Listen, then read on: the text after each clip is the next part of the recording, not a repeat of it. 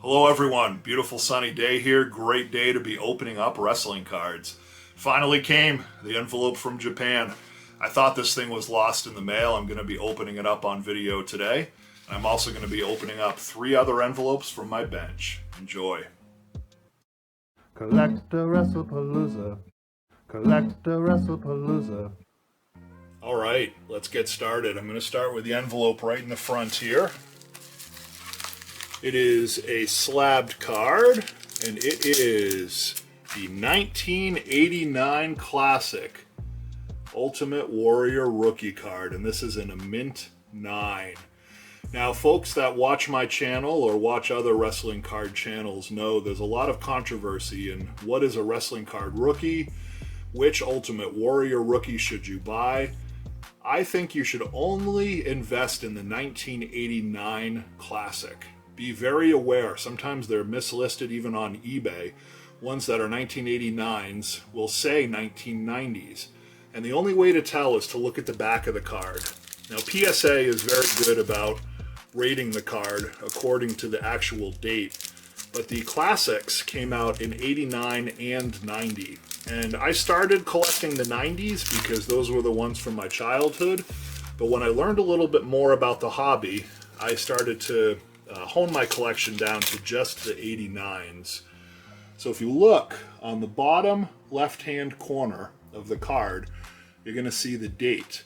You can see in this case it is a 1989 Classic as opposed to a 1990 Classic, and the 89s were put out by Game Time. So I think at that point they were still figuring out the licensing, and a company called Game Time put them out the exact same card 1 year prior. So this is a true Ultimate Warrior rookie.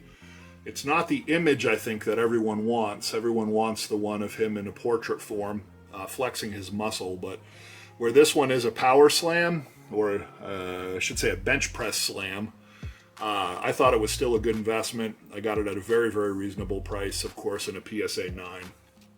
And I don't know if I would invest in this card lower than a 9. I think they are pretty abundant, so if there are abundant cards, one way to think about scarcity into the future is only buy abundant cards in very high ratings, so a 9 or a 10. Second card here is,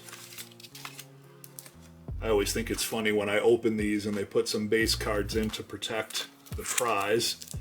I did not order this card, whatever it is, unless maybe they sent me the wrong thing. Brian Mata, 20 out of 25. Well, I'm going to open it up and see. That still looks like a pretty cool card, but this is definitely not the one I ordered.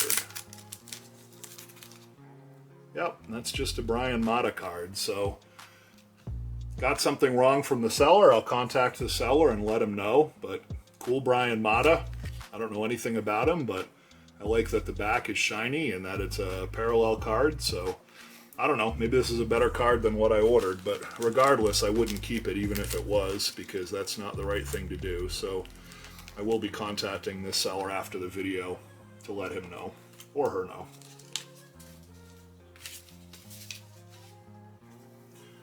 Next card here. Well, let's see what this is. This is more 1989 Classics. Now, that is a little disappointing because I did order a blaster pack, but oh, I know what this is. This is just the loose cards that I ordered. I did order a blaster pack, or I should say a hang tag pack, that was supposed to be in much better condition than this, but this looks like just some loose cards I ordered.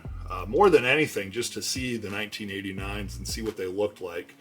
They were not in great shape on the posting, but again, just more of an exploratory order to take a look at the 89. So we got a Honky Tonk, we got a Jimmy Hart. Of course, these all have some moisture damage. There were a few Hulk Hogan's that looked okay. This is probably not one of them. You can see it does have a crease in it. Not a bad Bobby Heenan. Pretty bad Honky. Pretty good Hulkster. Top corner does look like it has a little bit of discoloring, but pretty sharp. Not a bad Hulk Rules. Ronnie Garvin, of course, Rugged Ronnie. That one's got some damage. Demolition. I love these Demolition cards. Early Demolition cards, I think, are good value. But this one does have some damage as well. Jesse the Body, not in too bad shape. That's another sleeper. Jesse the Body, I think, is not a bad person to invest in. He does have a political career. He does have some crossover appeal. And as I've mentioned in other videos, any persona that has crossover is going to be better than just the strict wrestlers. So wrestlers in question that would have crossover appeal, of course, The Rock, Jesse the Body, Brock Lesnar, Ronda Rousey, the UFC fighters, things like that are going to be good cards for the future. Mr. Perfect is a great card, but that one has some damage in the corner. Again, more damage in the corner. I love this card. I don't know why. I just like it. The Widowmaker, Barry Windham. Maybe it's the text. Maybe because it's a little bit darker for that classic series. It's not quite the bright fluorescence. Jimmy Snuka, another Jimmy Snuka, and a Hercules. So a couple good pulls from that pack. I think it was only a few dollars for that whole collection there. So getting a few cards that are in not too bad shape, and they're all, of course, 1989s. I think that's okay. And then, of course, this is the one I'm excited for. The envelope from Japan. Let's see what I got here. Very well wrapped, which is good for an international parcel post, of course. Now, I had written these off. I thought that they were not coming. I thought that they were lost in the mail because I ordered them probably more than 6 months ago, but they finally arrived the other day. Super excited. Oh, that's cool. They sent me a few base cards here on the side. But here are the stars. The Madman, Abdullah the Butcher. Look at that card. Now, some people say that he surgically had those scars in his forehead created. I don't know if I buy it, but, that guy was a scary, scary man. I remember as a kid being very, very scared of him, just watching him on the old Legends of World Class, wrestling the Von Erichs and the like. Didn't want to run into Abdullah in a dark alley. Legend of the sport. And then another Abdullah card. That's actually a not too bad condition. One of the corners, top right corner, is depressed a little bit, but for a foil, Abdullah the Butcher card for a couple dollars from Japan, how can you go wrong?